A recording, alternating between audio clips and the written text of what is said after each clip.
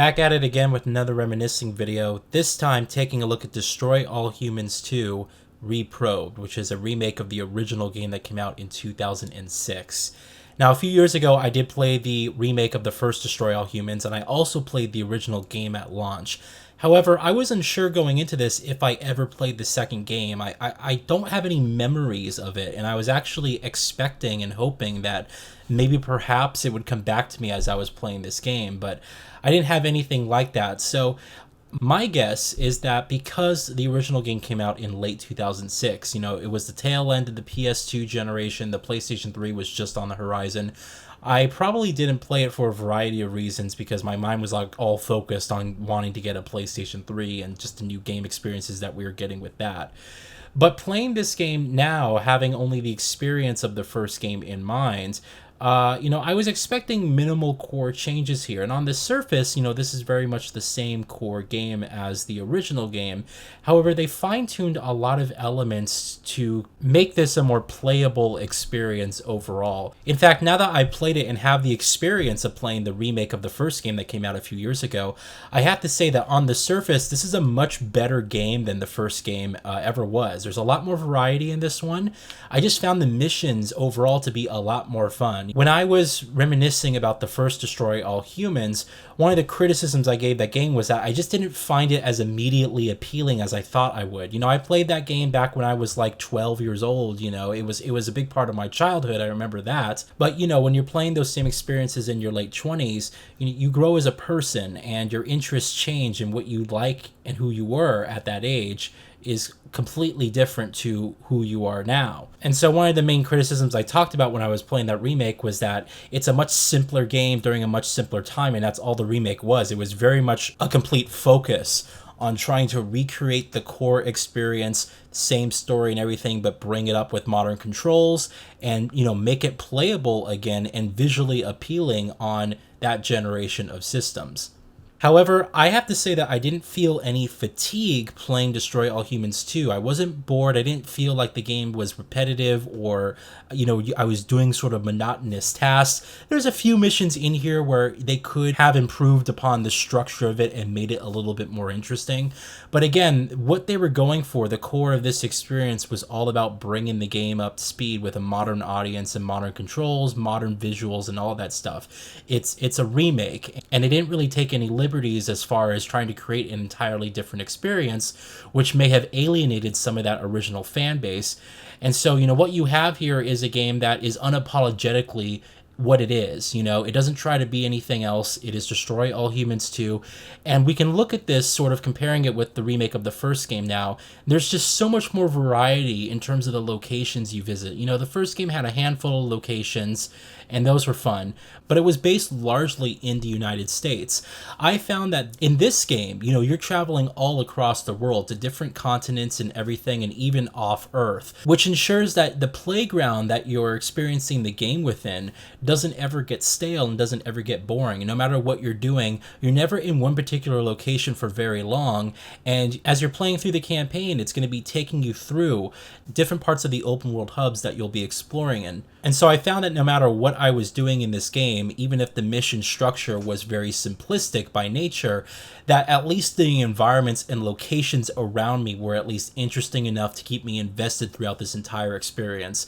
And yeah, playing it in shorter bursts, we're talking about, 2 to 3 hours or so. If you're playing it in shorter bursts within that sort of time segment, this game's going to at least keep you very interested until the very end. That being said, there are unfortunately a lot of issues here, and I mean a lot of issues here, and it really comes down to the quality of the experience, and I want to get into that towards the end of the video. I have to say that I was a bit surprised when I discovered that Destroy All Humans 2 is actually a current gen only title. This is only available on the PlayStation 5, the Xbox Series X, and, PCs. This isn't available on last generation systems. Of course, I applaud that because, this is one of the few current gen only games, but it means that we also have to look at the visual presentation and the experience as something that's taking advantage of the new hardware. I don't think YouTube videos do it justice, but I was actually very, very happy with the graphical presentation of this game. I played this on Xbox Series X, and I have to say that the core detail of all of the artwork was very high quality. The detail on Crypto and even the other characters, the side characters throughout the game, is actually very well done. You have, everything's done through this sort of animated cartoonish style, right? Like that's the core look of the game and what they're going for. But you'll find that the actual texture detail on a lot of buildings, characters' clothing and whatnot, even like hair rendering and all that stuff is actually very, very, very well done. And there's a ton of particle effects depending on the weapons that you're using. I think that, when you're just looking at the game through a YouTube video, it's not going to immediately come across to you that this is actually a very pretty game. But when you actually have this natively on your television, I have to say that, yeah, there were a few moments where I actually noticed some, current gen-like details. This is built off the Unreal Engine 4, so it's still at the core a last-gen engine. There's no ray tracing implementations or anything like that in this game. But in terms of the overall look at the environments, I thought that this was a much more cohesive experience than the remake of the original game that came out, which, had some, weird design decisions that I just don't think meshed completely together on a last generation system. So I was very happy with the graphical presentation here of the game. I felt the variety and the locations that you visited was all really solid, and I had more fun playing this game than I did with the remake of the original Destroy All Humans, which just means on the surface that this is a much better game, a much better experience. And while story is not a focus of this franchise, this game takes place 10 years after the events of the first game. I found that the humor, it's very much rooted in that time period, right? But there's a lot of jokes and throwbacks to like classic movies that at the time that this game is supposed to take place in never existed yet. For example, Crypto references Star Wars at one point, a line from A New Hope. And this game takes place in 1969, but A New Hope wouldn't release for almost 10 years after that. You have to go in and sort of turn your brain off. The moment you start to think too hard about anything, there's a lot of things in here you can sort of pick apart, but the game isn't really meant to be taken that seriously. You're just supposed to meant to have a good time and cause all this havoc. So I think if you go in with this mindset of, I'm just going to have a fun, ridiculous time, causing havoc and exploring these environments, I think that you'll come away pretty pleased with the overall experience. Now, I said a little bit earlier that I have some issues with this game. In fact, there are major issues with this game, and it saddens me because it got to the point where it was distracting from a gameplay experience perspective. For one, as I said earlier, this is a current gen only title. You can't get this on PS4, you can't get this on Xbox One. You have to have a new gen system or a high-powered PC in order to play this game. Yes, I do think the game looks attractive. There is great exceptional detail in some of the artwork that all comes out. But man, performance is really disappointing. In fact, this might just be the worst performing game I've played this generation on the PS5 and on the Series X. The frame rate targets 60 frames per second, but not even 5 minutes into when I first started playing this game, I was met with severe stuttering and screen tearing at almost every turn. And the game does have moments where it does reach its target frame rate, but man, it's not for any extended period of time. This game mostly runs in like the 50s, screen tearing is constant, and stuttering is actually relatively common. I am really sorry to say this. These stutters, these frame drops, when they happen, they don't seem to happen for any particular reason. I mean, sometimes you'll just be running through an area and all of a sudden the frame rate will just drop, or the game will stutter across a camera turn. In fact, there are some boss fights in this experience which you have to play in like the sub 30 frames per second area at times, and it becomes increasingly hard to control, increasingly hard to see what's going on. And I felt that I was playing on a base Xbox One rather than an Xbox Series X. It's honestly a bit unacceptable. In fact, you might notice some of the stutters in this video. It's quite annoying. It's quite jarring when it happens, and I can't see any reason why they seem to dip, Yes, this game has some pretty hectic battles and some great destruction and physics and all this stuff. The game can get quite chaotic. But I just found that when these frame drops happened, they didn't seem to happen for any logical reason. They seemed to happen at complete random. And this isn't the end of it, unfortunately. The game is also plagued with severe texture streaming issues. And again, I can't see the reason why this needs to be the case. We have SSDs that are now the definitive drive format in these new systems, and you would think that this would help alleviate some of the issues that we had with texture streaming of the past, because all that could have been chalked up to slow hard drive times. But no, at every single camera cut during a conversation, in fact, you might see some in this video, the texture detail on the floor, on the characters, on the walls, all this stuff just seems to pop in every single time the camera cuts.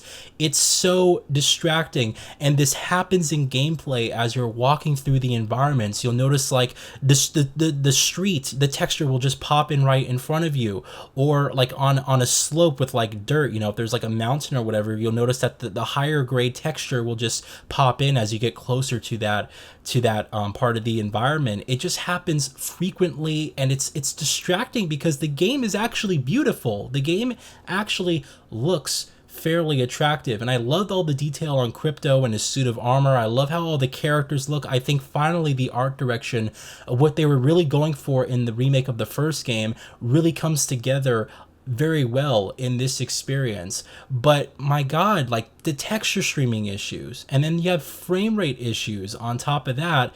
It's just really, really disappointing from a quality standpoint.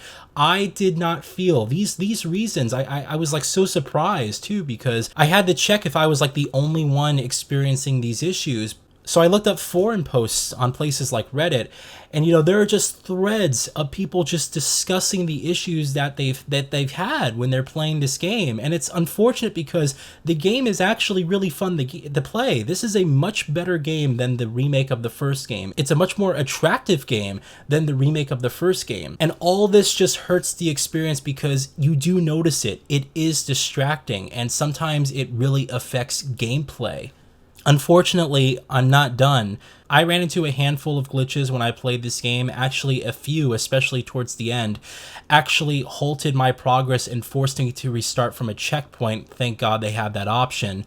In order to proceed through the game. Sometimes the game wouldn't load in the object that you need to destroy, or sometimes it would say you didn't destroy the object when in fact you did.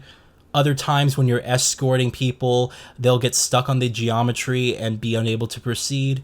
It's so sad because I actually had a really great time playing this game, and yeah, I could ignore the technical issues and proceed through it, but you really can't compare this game to the large open world games of today. But honestly, it feels just as buggy. And it's sad because I can't really recommend it until they patch out some of these issues, because they actually affect your enjoyment of the game. The frame rate issues especially, I find almost inexplicable as well as intolerable. When you have a new generation of systems and you have a game that's only releasing on that generation of system, you would think that the reason that they would do this was in order to provide a very smooth gameplay experience. And yeah, I played the remake of the first Destroy All Humans on PC, pretty much because the optimization of the console version on PS4 and Xbox One I heard was pretty poor.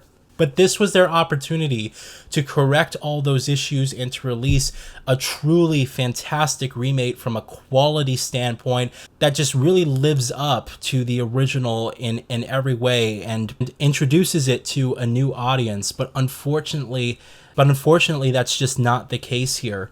We have a game that's very solid when it comes together and everything's working fine. When the frame rate's solid, when you're just exploring the world and just having a good time, just wreaking havoc, the game is very fun.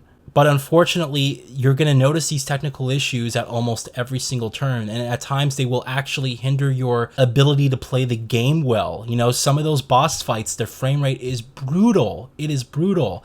And I haven't seen a game that's performed like this on this generation of machines. We've been graced with, consistent 60 FPS experiences, and even if we do get drops, they're, rarely as severe as what I've experienced in this game. But there is no other graphical modes to speak of. There's no 30 FPS ray tracing mode or anything like that in this game. It's just what you see is what you get. And it's sad that this is currently the state of the game. It really is. So it's hard for me to sit here and recommend Destroy All Humans when the quality of the game is as poor as it is currently right now. Yes, it's playable, you can get through it, but the reason I'm being a lot more harsh on this experience is that we have a game here that is one of the very few current gen only releases, and that means that your expectations for what you want from a graphical standpoint, as well as performance and just the overall polish of the experience, should be phenomenal. You know, it completely removes the technical ceiling of what you would have had to deal with a PS4 and Xbox One release, even if you're including the mid-generation refreshes. But unfortunately, this is the way it's turned out. And so, you know, I like Destroy All Humans 2. I had a great time playing it, but, you know, I would say wait on this game until they patch it out. I haven't seen anything from the developers, whether they've recognized these issues or are going to be patching them out.